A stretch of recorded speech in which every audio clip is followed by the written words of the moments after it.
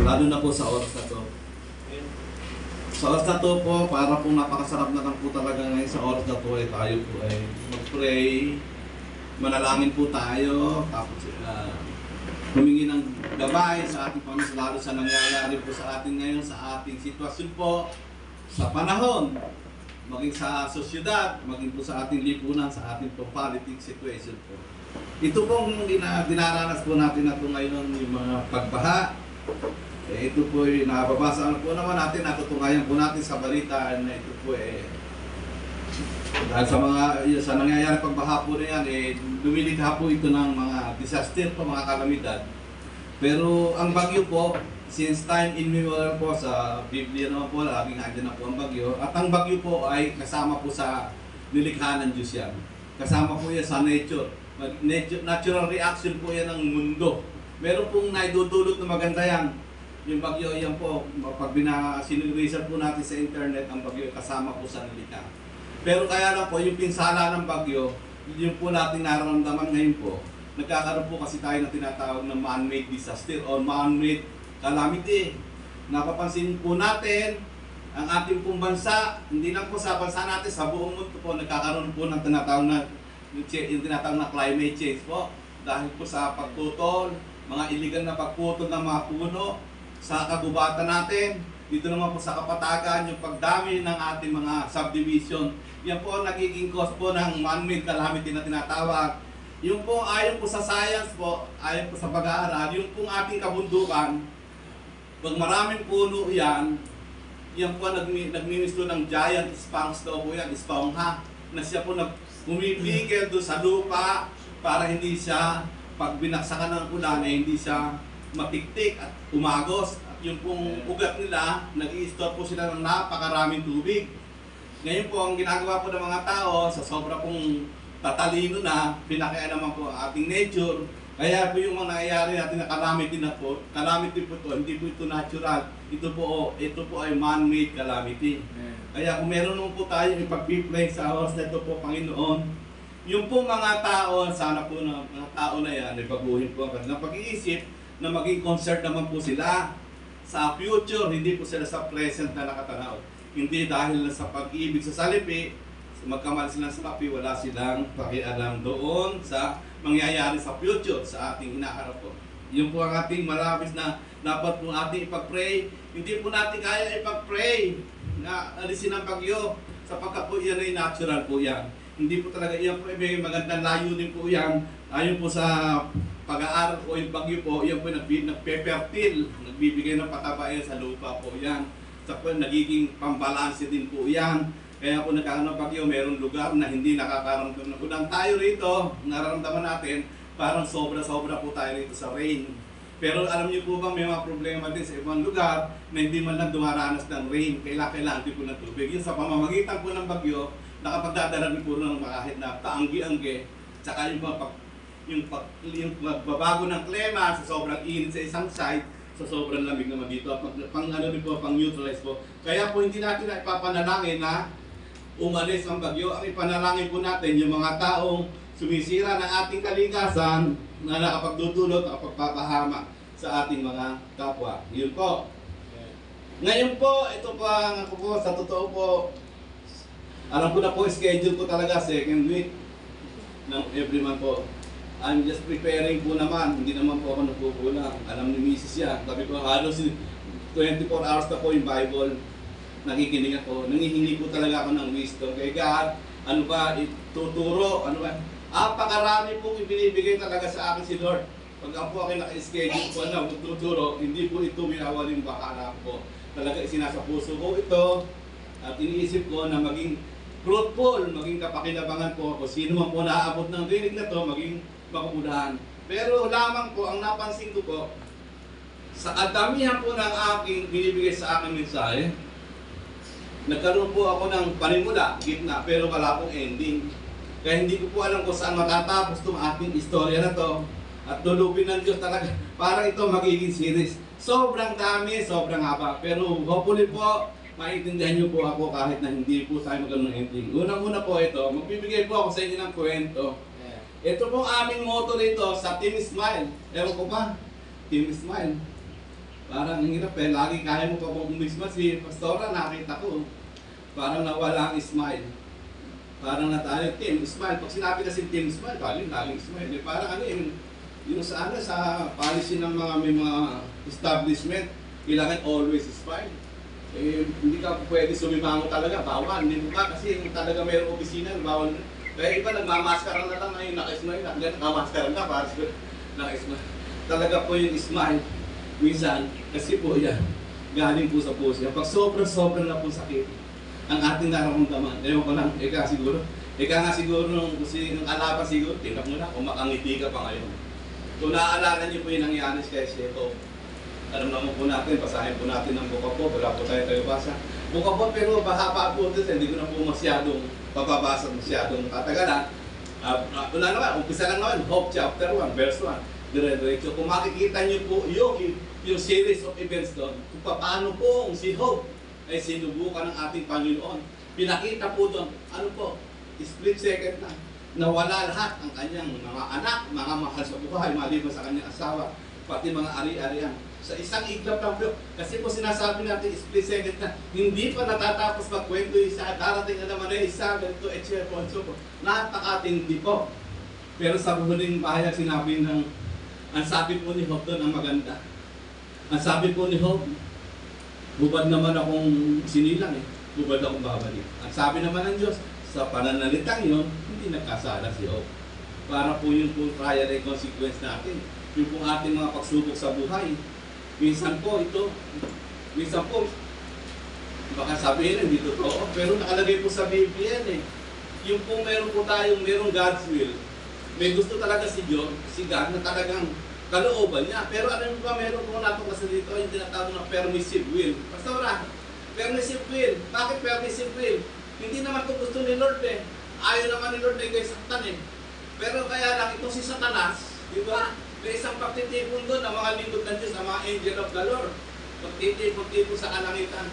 Isipin mo ito si Satanas ay nakidalo. Gate crusher lang siya Napansin lang ng Panginoon siya, napansin niya, gate crusher, nandito ka. Sabi ko, hindi ka naman imbitado rito.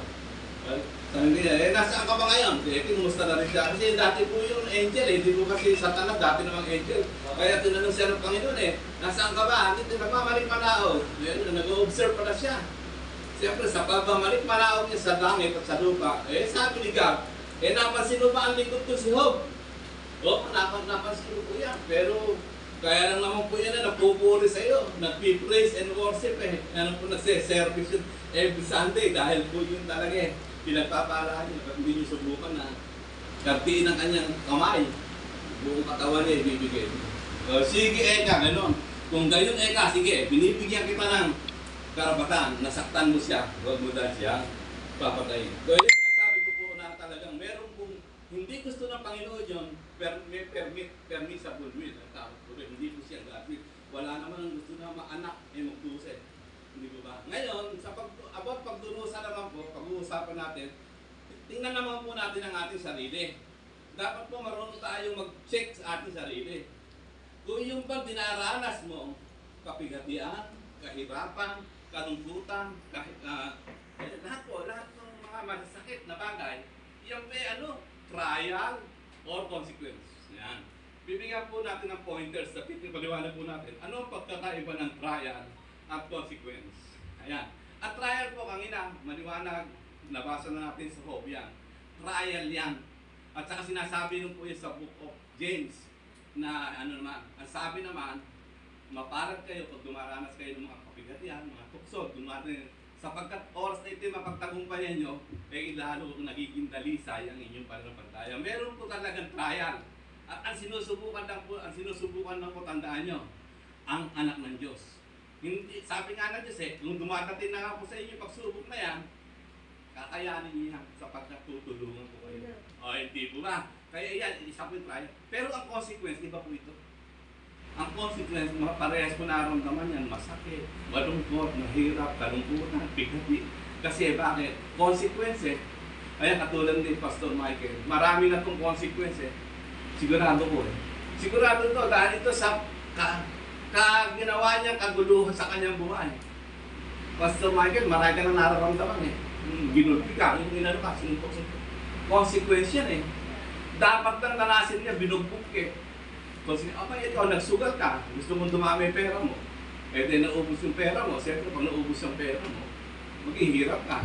Yung mga pambahay sa tuition, sa kuryente, lubot, sasabihin mo bang trial yun? Hindi yan trial. Iyan ay consequence yan. Dapat lang pagdusahan. Kasi, kailangan mabalanse. Dapat pagdudusahan ng bawat isa ang kanyang kamalian. Kasi kung hindi mo pagdudusahan ng iyong kamalian, makapatuloy ka pag mali. Ito pa isang consequence. Naalala niyo si King David. Si King David po, lingkod ng Diyos siya. Talaga pong hinirang ng Diyos siya para maging hari. Naging hari, pero nung naging hari na siya, ang dami niya naging kasalanan. Ano siya? Yung nang-agaw ng asawa. Hitler, pinapatay pa yung asawa ng kanyang inabit, etc. Pinadalan pa siya ng propeta, si propeta, Netan. Kinausap siya na, dinili siya ng propeta Netan. Sabi, meron ikang isang kwenti, meron ikang isang matayo, isang mayaman. Sagana siya sa kanya mga alagang hayop. Napakarami niyang hayupan. Pero may dumating siyang isang bisita, isang panuin. Sa dami ng kanyang alagang hayop, kaya mga ibinigay pa niyang para ihanda sa kanyang kaibigan niya yung hayop pa ng kanyang kapitbahay. Ano masasabi na gano'n? Dapat ay kanya rin mamatay. Dapat ay kanya rin papatayin. Di ba yung sinabi ng propeta? Yung taong binabanggit nito sa kwento ay ikaw. So pagkat ikaw di ba? Plenty ka na, ang dami mo, pero ba't ba pinakailaman ko yung asawa ng may asawa? Kaya ikaw ay parurusahan ng Diyos. Yun, tinatang parurusahan siya. Consequence ko yun. Sa ginawa niya, ano man yung ginawa parusa sa kanya? Consequence, ang haba. Yung ginawa mo, ng lihim, pakikita ko sa iyo, mga asawa mo, sa hayagan, ang asawahin din. Ang asawa, ang mga kapatid, mga anak mo, magpapatayan. Ang kaharian mo, agawin. Ang sakit nun. Ang sakit po nun. Yung anak mo, agawin yung kaharian. So, tungkol naman po doon sa Pastora Swerte, nung naalala ko lang, nung tayo nagdadalamhati dito sa anak mo, kay AJ, pero may kasabay pa lang, nagdadalamhati dito si Kim Atienza. Sino ba una? Hindi ko lang masyado na. Si Kim Atienza. Nakarinig ako na interview kay Kim Atienza. Totoo sa puso niyo, Christian. Si Di Bari, cancer na lang, bigyan ako cancer. Pakihirap, mamatay na. Sa totoo na, sabi niya. Ako hindi ko pa mapipigil dahil sabi ako namamatay ng anak. Pero siyempre, ang makakapil lang talaga niya. Nakaranas sa sabi ko. Talagang, kumahari na, ako na lang ang bigyan mo ng pinakamasakit. Kahit anong sakit. Kasi yung pain eka sa katawan, magaling gamot yan. Yung lumilipas yung eka sa puso. Tama, Pastora, hanggang ngayon, palagay ko, ang pain niya sa kanya. Ang hirap ihil. Eka nga ni Pastor, nung nagsalita siya, wala namang masalitang magagamit sa iyo para mag-heal ka, magamot ka, ma-comfort ka. Pero, ang tao, wala talagang magagamit ka. Pero si God, meron. Pag si God, talaga yung nasa yung sinabi ni, nababasa ko mga post mo pinopost mo Hebrew 13:5 Nasabi, hindi kita iiwanan, hindi kita pababayaan. Meron isang kwento ganito Ang ganda ng kwento na to. Siguro alam niyo na to, pero i-repress ko na. Kung hindi, alam niyo na. Papaalala ko sa inyo. Alam niyo ba yung kantang Footprints in the Sun? Yung Footprints in the Sun na yun, na parang dream lang siya, na naginip siya, naginip siya, nakasama niya si Lord, na naglalakad sa buhanginan. Kaya niya nalaman kasama niya, naglalakad siya mag-isa, pero nakikita niya 2 set of footprints. Di ba? Nagawa. Naalala niya ngayon yung salita nito. Hindi kita iiwanan, hindi kita pababayaan. Pero kaya lang, nang dumating na yung sitwasyon, nakatulog din na yan. Dinanas ni Kim Atienza na. Nanlinguin niya yung bakas niya, iisa na lang. Nag-doubt na siya ngayon. Sabi niya, Lord, hindi ba pangako mo sa akin? Kahit anong mangyari, hindi mo ko iwanan. Bakit ito pa naman pinaka-saddest time? Ito pinakamalungkot na oras ng buhay ko. Iniwan mo ko. Nag-iisa na lang. Nakikita niya ang bakas. Hindi ba sa sun makikita mo yung bakas? Alam mo, sumagot si Lord. Sabi, Lord, my son, my precious child, sabi niya, kailanman, hindi kita iniwanan. Nung nakikita mo yung bakasyon na nag-iisa na, yan ang panahon na karga-karga na kita. Amen? Hindi po ba? Ang sarap eh. Kala minsan natin, nag-iisa na tayo. Pero yung pala yung panahon na yun, dahil hindi mo na kaya, lupay-pay ka na, kaya hinimatay ka na. Keri-keri ka na pala nila. Ganun. Yun. Yung po isang nabibigay natin na pagpahid. Tandaan natin pa ito. Lahat na nangyayari sa atin, inaabot yan. Even natural, even ito permissible with all ito gas. Lahat po yan may mensahe sa ating buhay. Lahat po yan may mensahe positively. Gamitin natin paano po nagiging positive yung mga palungkutan, paano natin i-convert sa happiness at sa joy. Di ba? Meron na naman isa na lagi-laging binabanggit ng Team Smile. Talagang ang Team Smile, talagang ito, nakalhanda ito, na talagang igayak mo. Sa mga titulo pa lang kasi, Team Smile kasi tingnan ko na kung makakatawa ka pa. Ikaw, puri ka ng puri tayo. Ang ating opening number dito, closing number, God is good all the time. All the time, God is good. Hindi po ba? Ganyan. Ang ating shout lagi, totoo naman. At hindi naman pwedeng tawaran.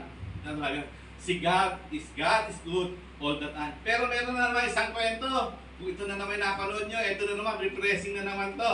Meron isang hari. Mahilig mag-hunting. Ano ba? Mga ngaso. So, mga gubak. Kasama niya yung mga bataan niya. Samantala sa pag-hunting nila, na-disgrasya naman. Nataga yung kanyang daliri, naputol. Yung kanyang isang alalay, na medyo malapit sa kanya, kahit ano nangyayari sa buhay, God is good. All the time is good. Lagi niya sinasabi, hindi niya pinakikialaman niya. Total naman, alam naman, kang mawawala. Kahit ba magsisigaw siya. Kasi nawala na kayo ng nawala na ng pera, nanakawan na, God is good. All the time. Lagi ganun lang. Kasi naputulan na siya ng daliri. Ano kaya sinasabi mo God is good all the time? Ito, naputol lang ang daliri ito. Nagalit na yung hari. Ang ginawa ng hari, ikinulong. Pinakulong siya. Tapos nang gumaling na naman yung hari, naisipan na naman nila, hunting. Mga ngaso na naman sila, manguhuli na naman sila ng mga hayop na mapapangis doon. Lakad na naman sila. Napunta ngayon sila sa isang lugar na yung mga kumakain ng tao. Ano ba tawag sa mga kumakain ng tao? Carnival, ano? Nagka-festival pa, fiesta. Mag-aalay. Ngayon lahat ng kasama niya, naialay.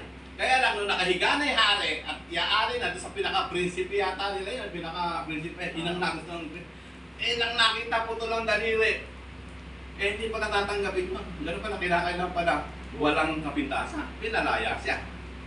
Kaya silang mag-isa ang nakauwi, naligtas. Ando na naman yung nakakulong na preso nakita niya. God is good. All the time is good. God is good. Alika nga dito. Paano ba kang God is good all the time? All the time God is good. Naubos na nga kami rito. Talaga po kasi God is good all the time. Sabi, kung hindi po kayo naputulan ng daliri, naluto ka na, nakain ka na. Ikaw naman pinakulong kita. Paano mo sasabing God is good? All the time God. Kung hindi naman po ako yung pinakulong, isa rin sa ako sa nakain nun. Amen? Talaga pong God is good all the time. In every situation, purihin natin ang Panginoon. Ang ibig sabihin niya talaga, walang sitwasyon, maging sa atin ay negative, maging sa atin ay mahirap. Meron pong malaking dahilan ang ating Panginoon. Yan po ang na-share ko ngayon, pero hindi po yung topic ko dahil ko lang. Gusto ko lang po konting bigyan ng konting continuation yung naiwanan kong topic, pero matagal na. Baka nakalimutan niyo na po kayo pong mga nasa bahay kung ma-review niyo po. Ito ay continuation po ng ang napag-aralan po natin noon ay yung tungkol sa totoo bang ang lahat ng Kristiyano ay Kristiyano? At yun ang sagot po talaga hindi. Kung ibabase po natin sa Bible.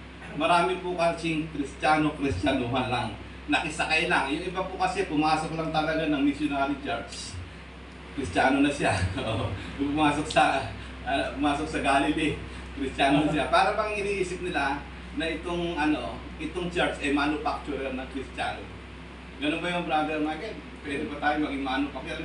Para ba yung manufacturer ka ng meatloaf? Pag pinasok mo daw yung buong baboy, paglabas ay meatloaf na. Yung mga manufacturer talagang pero tayo naman hindi man. Pagpasok pa dito, Kristyan ka na paglabas. Hindi ganun eh. Kasi ang tunay na Christian po, yan po, yung pong pinag-aralan natin nakaraan, preso lang po, yung tunay na Christian, lumabas po yung salitang Christian po doon sa Antioquia, na tinawag nila Kristiyano yung mga alagad ni Kristo o yung followers ni Kristo dahil sa nakikita nila ang ginagawa ng mga alagad ni Kristo ay katulad din ang ginagawa ni Kristo mismo. Kaya Kristiyano sila. Ngayon, yun po ang unang mapabanggit natin sa Biblia, yun sa yung Christian 11 presence po ng aksyon. Ngayon po, ito pong Christianity naman, kaya po bakit ba napakarami ng mga Kristiyano ngayon sobra. Lalo po dito sa Pilipinas. Sa Pilipinas, parang dalawa lang eh. Pag hindi ka Muslim, Kristiyano ka na. Ganun lang pa tayo, Muslim, Kristiyano. Eh ang totoo po, ang Christianity po, ang nag-umpisa po talaga to sa atin po, hindi po sa Biblia. Yung po sa ikatatandong daang AD, yung nang namuno po no, si Constantine. Si Constantine po no, nang maging emperor po siya ng Roma, napalitan po siya kung, hindi ko alam kung pang ilang emperor na siya. Tinanggap na nila, ginawa ng liga. Nung araw po kasi itong Roman Empire, ito ang nag-uutos sa Kristiyano na patay na tauhan niya po si St. Paul. Sa katunayan, si St. Paul kasangkot pa o kasang-ayon sa pagpatay kay San Esteban, di ba? Kay San Esteban, si St. Paul po ano po siya, taga-usig pa siya. Ayun po Roma na talaga pong anti-Christ. Maliwanag po yan na anti-Christ. Kaya lang po nung panahon nga po ni Constantine, kinu-Christianize niya na. Lahat po tinanggap na niya. Binagayaan na niya, pwede na magtayo ng church, may pastor na, etc. Naging Kristiyano na po. Pinagsama-sama. Parang pinaghalo na po yung barat sa pinalupang. Doon na po nagkagulo-gulo. Bukod pa po sa pagsulpot ni Martin Luther nung 5 AD. 500 AD, after 500 years after death, na-spread dito sa Pilipinas. Kaya nga kanina napag-uusapan natin kung bakit minsan pag tinitingnan po natin bakit yung mga sinasalangkan doon, mapapansin natin, nakasulat siya yung may significant. Di ba katulad nga kanina, kinanta ko pa nga, natuwa si Kuya Greg. Paano ba ang Cebu ganyan? Inatake tayo ng napakalaking baka na hindi naman nangyayari sa kalibahan na yan. Kasi nga, nakasama po sa history yan. Ang Cebu po nasa history. Kung alam niyo po, kanta ni Yoyo Villamin na yung on March 16, 1521, when Philippines was discovered by Magellan. They were sailing day and night across the big ocean until he saw the small remote island. Ngayon, sabi, when Magellan visited in Cebu City, si Raha Humabo meet them were very happy. All people were baptized and built the Church of Christ, and that's the beginning of our Catholic life. Ang ini-establish po dyan ni Magellan is Catholic life. Kaya lang yung panahon na yon dahil 300 BC, na-Christianize na yung maging pagan. Isinama nila sa pagkayos ito si Kristo, yung ating yung God ni Abraham, Isaac, isinama nila. Kasi ala naman po silang problema. Kasi polytheism sila eh. Marami silang God. Ano pa mas maraming God, mas marami.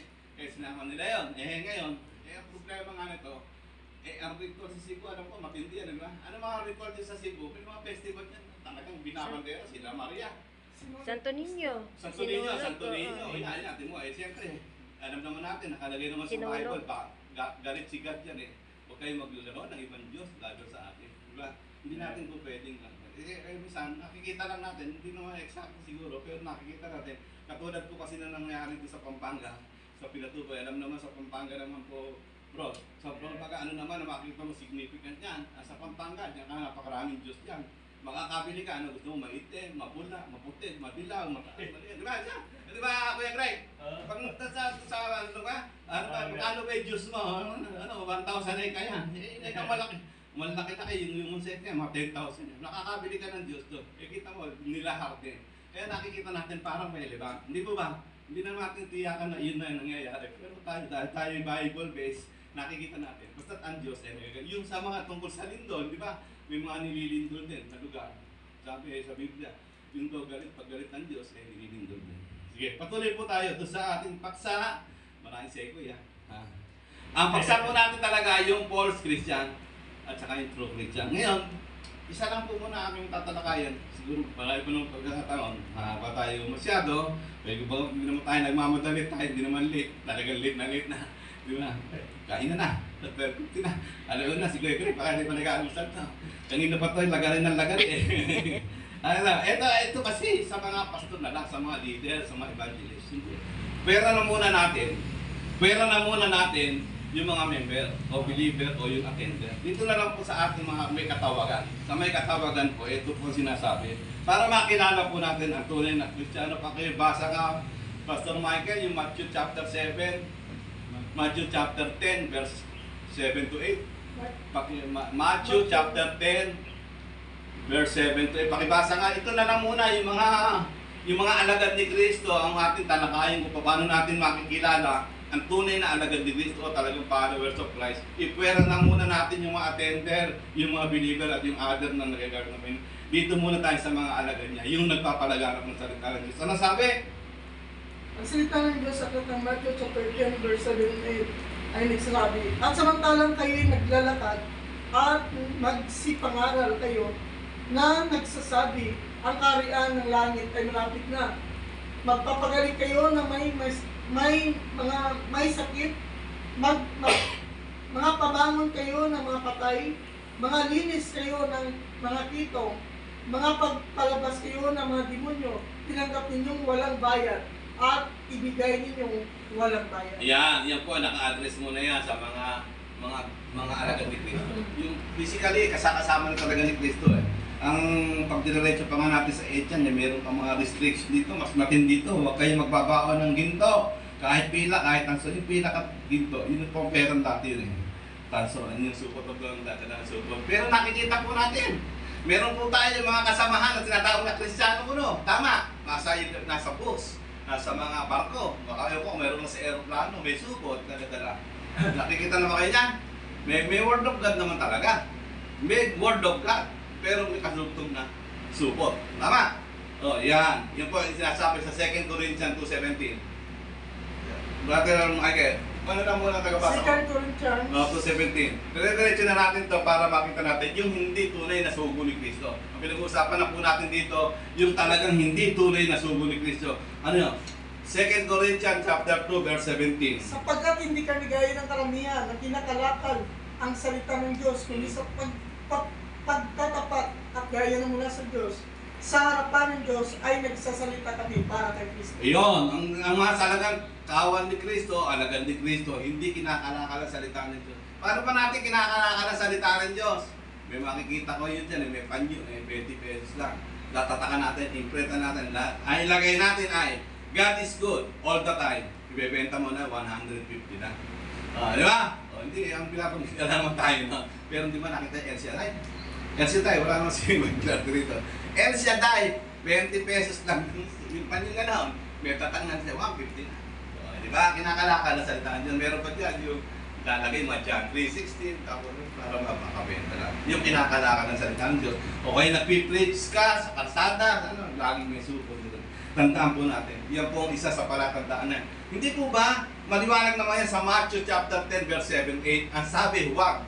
Pagka ba huwag, maniningil ka ba? O, di ba, pagka ikay nagpabayad, isipin mo itong mga taong ito, in-empower. Napakahirap kumanap ng power. Isipin nyo, bubuhay ito ng patay, magpapagaling ng may sakit, manlilinis ng ketungin, magpapalayas ng demonyo. Gaano ka power? Kaya mo bilhin yan? Hindi mo kayang bilhin yan. Isang Montero nga, isang Deliverance. Meron pang ano. O yan, marami tayo nakikita. Deliverance. Isang Deliverance, Oh. Montero. Montero. Totoo yan. Yung mapipris lang dito, may presyo to eh. Ito, ewan ko na, pag inatok ako, hindi talaga tumatanggap ito na malinis ng konsensya ng mga katingin diretso.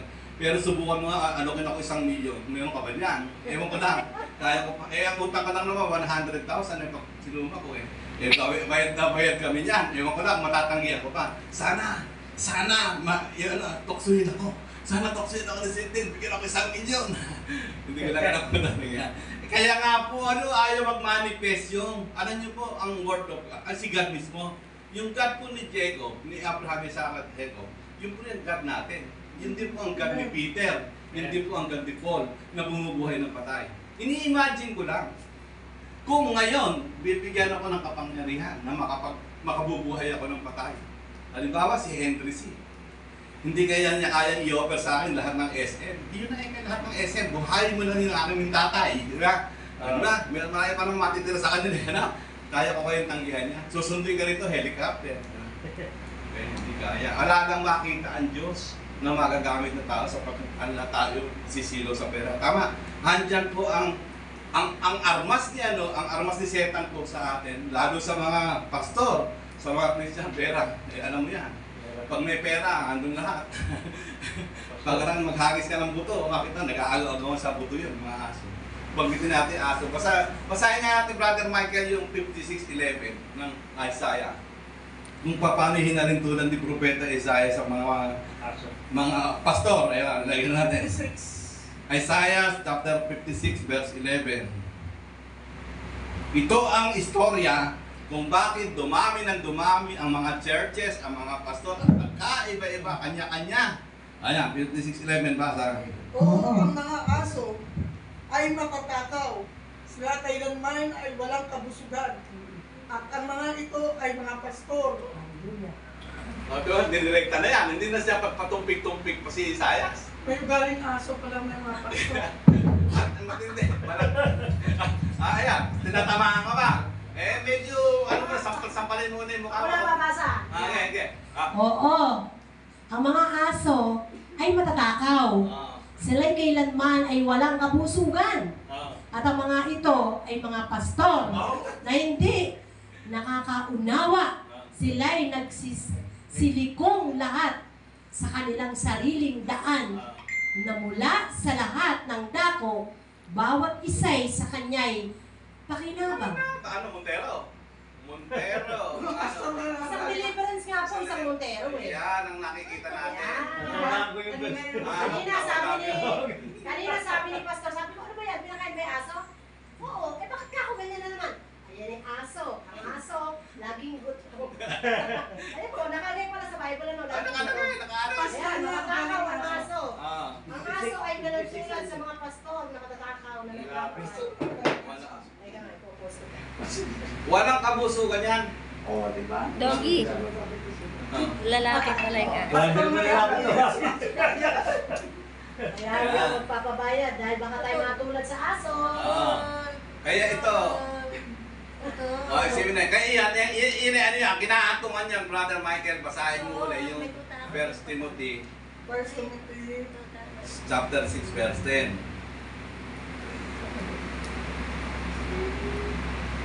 6 verse 10. Ayan, diyan. Kaya sila walang kabusugan. Sapagkat ang pag-ibig sa salapi ay ugat ng lahat ng uri ng kasamaan, na sa pagnanasa ng iba ay nagngasinsay sa pananampalataya at ito itinuhog ang kanilang sarili ng maraming mga kalubayan. Oh, kita mo, di ba? First Timothy ano? 6:10.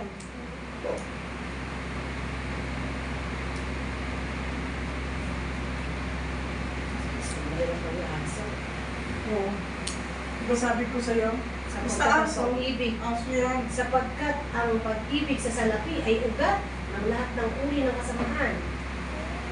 Sa pagnanasa ng iba ay nagsinisay sa pananampalataya. Ay tinungo ang kanilang sarili ng maraming mga kalubayan. Kaya, ang ibig sabihin niyan si Pastora, kahit naman nakamit na nila yung kanilang kasakiman, yung kanilang pag-ibig sa salapi, masaya ba sila? Yun lang. Hindi sila magiging masaya kasi wala silang contentment. Wala silang contentment. Wala silang, hindi dumadating sa point na meron silang contentment. Laging meron na kulang at kulang pa rin. Ano nga ang kulang sa kanila? Sa ating mga Kristiyano, sa tunay na Kristiyano, ang wala sa kanila ay si Jesus. Di ba? Si Jesus. Hindi po talaga sila tuluyang pinananahanan ng ating Panginoon sa pagkatando niyang pag-ibig sa salapi. Kaya yun po lang ang ating ingatan po sa ating sarili. Pero kawawang mga tao. Katulad po ng nabanggit natin kanina kay Hope, sinabi na yung maganda pong panghawakan natin, yung wala ka namang dinala sa salibutan, babalik ka diba, sa salibutan. Kahit anong gawin mong desire, nahuhulog ka lang sa tukso, mapapasama ka lang. Sa totoo lang, sa end, kasi ako, madali ako magkwento sa inyo. Kasi dumating na ako sa near end eh. Talagang kala ko mamamatay na ako dahil 3 beses na ako na heart attack. At ibinigay ko na talaga ng buong-buo ang aking sarili. Ano na talaga ako, hindi na ako, sa totoo, hindi naman ako nang i-encourage ng iba. Sa akin lang, hindi na ako takot mamatay talaga. Hindi na ako takot mamatay. Ang kinatatakot ko lang talaga na ako'y mamatay na hindi ko pala tatapos yung aking gawain. Kasi meron po ang bawat isa po, merong gawain, may pinagagawa sa akin ng Diyos. Kaya po siguro way back 5 years ago na, nakipagdil na ako sa Panginoon. Panginoon, ako po okay na, wala na akong gustong patunayan sa sarili ko.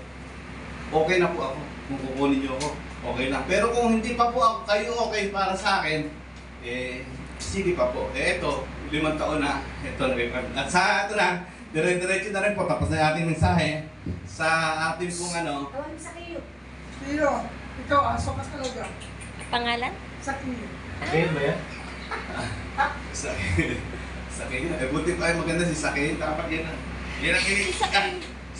Lalaki kasi siya. Lalaki. Lalaki naman si Sakin. Tapos si Sakin. Ano mo? Sakin Kung yan. ako si Joel Villanueva, ba? Ito tatlo kapatid na ako sa pananampalataya. Eka, ewan ko na kung tunay ba. Hindi ko alam kung tunay ba. Pero makakakuha ka ng istorya kay Sakin. Yung napakaganda. Pagkitin natin si Sakin. Alam mo si Sakin, yung kanta? Dahil napapabalita lagi si Jesus Christ, nagbibrigate, lakad yan, nagpapagaling sa hindi sa makin, alam mo na Ang ginawa niya, inabangan niya si Jesus Christ. Umakyat sa puno ng Sycamore. Pag-akit niya sa Sycamore, natalosis siya ni Jesus. Hindi niya alam, siya pala kakatagpuin ni Jesus Christ. Ano yung ginagawa mo niya? Hindi ka bumatakin doon ako sa inyo, manahalian. Ang magandang ginawa ni Sycamore, sana ito gawin ng aking kapatid na at timano na makikawatan niya si Jesus, si Jesus, Lord pa naman sila Jesus. Sabi ka agad din sa kayo, kung ako po may nadaya sa paninindi ng buwis, kasi tax collector siya, ibabalik ko na makaapat. Tapos yung aking kayamanan, ibibigay din kalahati sa bukha. Palagay ko, ibalik mo makaapat, ibigay mo yung kalahati, magkano ba? 19 million yata yun. Maray ka pa rin mati doon mati na ka naman 2 million hindi ka na makakukulong, okay na. Kasi at least, tanggap si Kristo. Kaya lang yung pride Hirap nga yung mga tao sa akin, galing. Kaya walang loob hindi na kaya sige, patuloy na po. Salamat po sa Diyos, Panginoon. Maraming salamat po, Panginoon, sa panahon nito na kami po talagang dapat po kami magpakumbaba sa inyo, magsumamo, maglumuhod po kami. Sana po kami po ay hindi maapektuhan ng itong mga trahedya na to. Hindi naman po namin sinutuwi na sinasabi na ipatigil mi bagyo sapagkat iyan po ay kayo rin po ang lilikha niya. Pero ang ibig sabihin kami po mga anak niyo, proteksyonan niyo po kami. Huwag po sana kaming masalanta ng mga kagagawa ng mga kapwa naming tao ito. At salamat po din sa Diyos sa patuloy po niyong paggamit sa akin. Bagamat ay kwento ko 5 years ago na. Kala ko okay na po sa akin, palagay okay na, pero sa tingin ko po hindi pa. Bakit? Sapagkat po ito, ang lahat mo na ito, Panginoon, ay sinasamo namin sa tanging pangalan ng iyong bugtong na anak na si Jesus na aming Panginoon tagapagligtas. Siya nga pala, sa December 13, nandiyan na invitation mo, nandiyan na. Meron po akong pinagagawa sa atin ng Diyos. Ito sa atin pinagagawa, nag-i-initiate lang ako na mag-feeding program at mag-giving para ano tayo. Siyempre, gusto ko rin tayong lahat ay makabahagi. Hindi naman ito para sa akin, hindi naman para kay Pastora Auto, ito po'y para sa atin lahat. Kung sino po ang tutugon dito, hindi naman kami nanghihingi ng malaki. Kahit yung presensya nyo lang, okay na. Hindi meron kasi, sinagot ko na yung pandesal at saka yung pansit. Solve na kami sa pagkain, siyempre. Kailangan yata nun may bawang sibuyas pa. Isang butil na bawang, napakalaking pasasalamatan. Kung at inyong presensya, napakalaking bagay po. At kung tayo makapagbibigay naman tayo, meron po tayong mag-proceed na pera, meron po tayong sobrang pera. Palagay ko, hindi po maraming sosobra. Sa i-distribute po natin yung ayos sa pagkakapantay-pantay. Kung maagang makapagbibigay ng mga preso, donation, siyempre po maganda, maipapamili namin ng things. Kung gusto niyo naman po, kayo po mga sa bahay, nanonood, mga viewers po, kung gusto niyo pong tumulong sa gawain ito, kung medyo kinakatok naman kayo ng ating medyo malaki ang gusto nyo maiyambag sapagkat itigawan ng Panginoon. Inihikayat po namin kayo, ini-encourage po namin kayo na kayo na po ang personal na pumunta at na masaksihan nyo po yung kung gaano po kasarap tumulong. Yung po ay ginagawa po natin to sa bisa po ng sabi po sa Matthew chapter 25, 35, sabi po ng Panginoon, ako'y nagutom, ako'y inyong pinakain, ako'y nauhaw, ako'y inyong pinainom. Ako'y naging hubad, ako'y dinamitan niyo. Yung po gagawin po natin sa maliliit na bata lang po, yan po ang aabutin ng ating budget. Maraming salamat po. Sana po lahat po kayo katukin ng Diyos na makatulong po makasuporta sa gawain ito ng Panginoon. Yan lamang po at maraming salamat po sa ating lahat. Pagpalain tayo lahat ng Diyos at makaiwas po tayo, makalusot po tayo sa mga sakuna at mga kalamidad na darating ito. Maraming salamat po at magandang araw.